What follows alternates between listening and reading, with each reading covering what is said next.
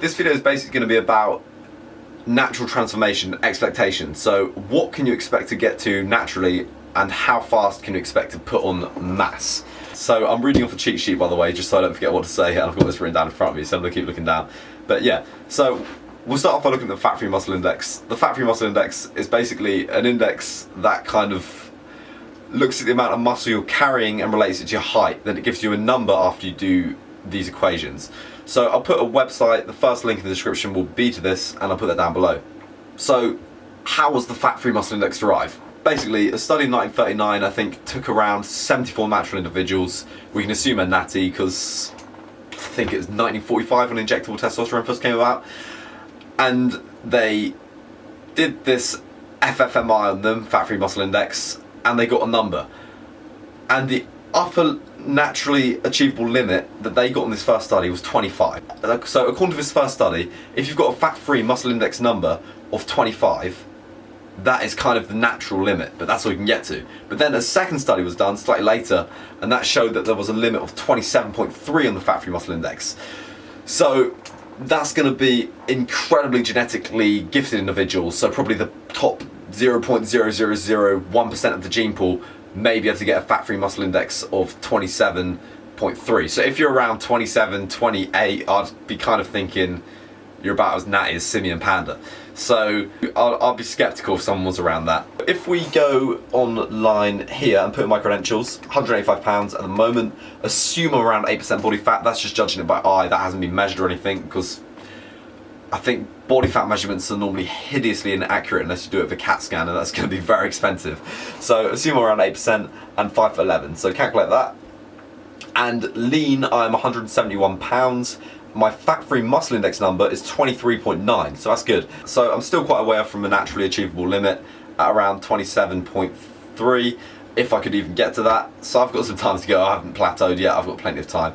But you can play around with the numbers in there, look, change your weight, change your body fat, see what you can get to, and yeah. Anyway, so we've kind of said that the fat-free muscle index limit is around 27. That's what you're able to get to naturally. Anything over that, you're going to start taking drugs. So look at your favourite bodybuilder, favourite athlete, work them out there. Then if they're over 27.3, you can kind of assume that it's very, very unlikely that they're not natty. Unless they've got some horrible tumour in their testicles that causes them to produce the testosterone levels of a small bus.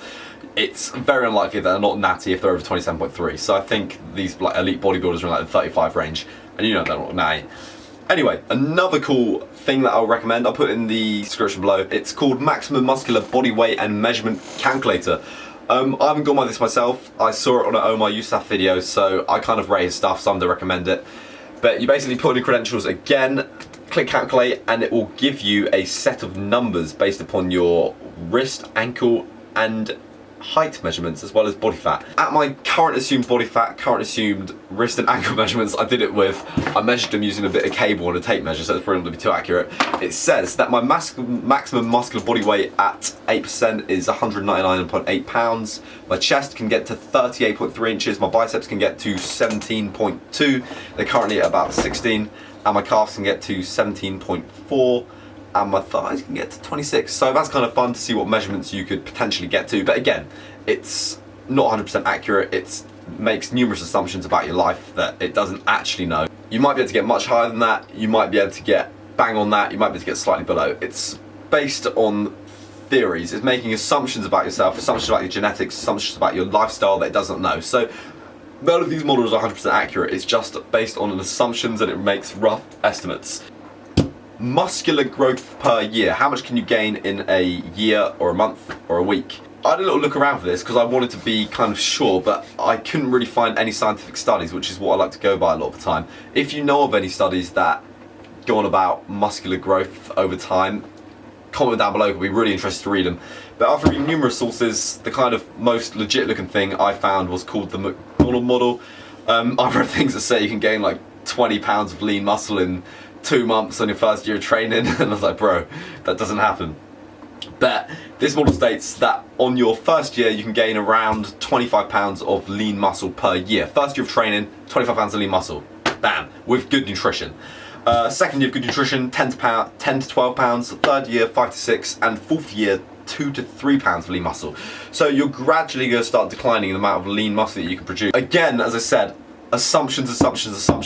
This assumes you're of average age, so if you're younger than the average age, which I don't know what this algorithm has used, you could be able to put on a lot more muscle than it says. So if you're around 18, I'm assuming that's a lot below the average age, you're going to be able to put on more gains than 25 pounds in the first year, providing you meet all the other categories. So that's probably going to assume average genetics as well. If you have exceptional genetics as well, you're going to be able to put on more than that. But as a rule of thumb, if you're eating well, training well, average age and average genetics, you're going to be able to put on around 25 pounds first year. So assuming I've never trained before and I have a lean body mass of 171 pounds as specified by that website and the fat-free muscle index, let's type this in.